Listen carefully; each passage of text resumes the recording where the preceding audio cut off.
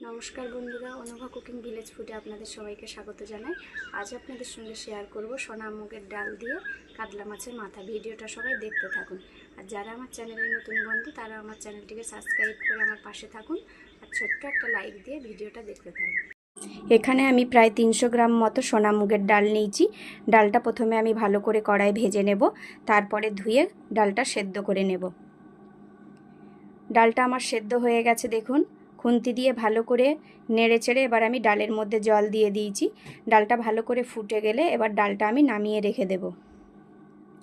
এবার কড়ার মধ্যে দিয়ে দিচ্ছি সর্ষের তেল। তেলের মধ্যে একটু হলুদ আর নুন দিয়ে মাছের মাথাগুলো ভেজে নেব। কাতলা মাছের মাথাগুলো দেখে আপনারা বুঝতে পাচ্ছেন যে মাছের মাথাগুলো কত বড় বড়। এবার খুব আস্তে আস্তে ভালো করে মাছের মাথাগুলো ভেজে নিতে হবে। এখনই কিন্তু মাথাগুলো ভেঙে আমি গুঁড়ো করব না, কারণ ভাজা না হলে এগুলো ভাঙা যাবে না খুন্তি দিয়ে।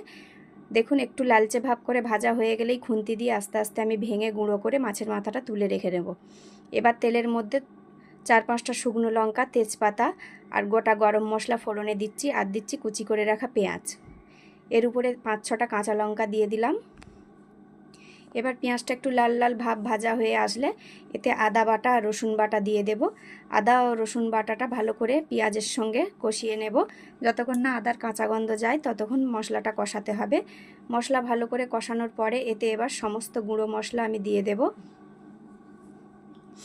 একে একে গুঁড়ো মশলাগুলো দিয়ে দিলাম। হলুদ গুঁড়ো, লঙ্কার গুঁড়ো, ঝাল লঙ্কার গুঁড়ো এটা, আর দিচ্ছি পরিমাণ মতো জিরে গুঁড়ো, ধনে গুঁড়ো,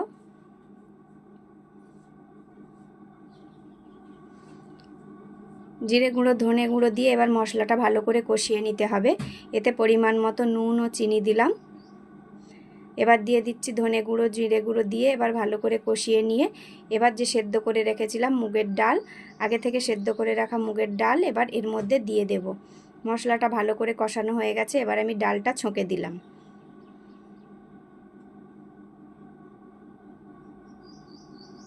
নুনটা আমি আগেই দিয়েছিলাম যেহেতু, তবু নুনটা একটু কম হবে ভেবে আমি আবারও একটু নুন দিলাম পরিমাণ মতো। নুন আর চিনি দিলে খুব ভালো করে ডালটা ফুটে উঠলে একটু গরম মশলা আর ঘি দিয়ে নামালেই রেডি একদম গরম গরম মাছের মাথা দিয়ে মুগের ডাল।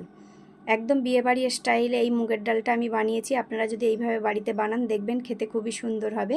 আর একদম ডালটা ঘন হয়ে আসলে তবেই গরম মশলা আর ঘি দিয়ে নামাবো।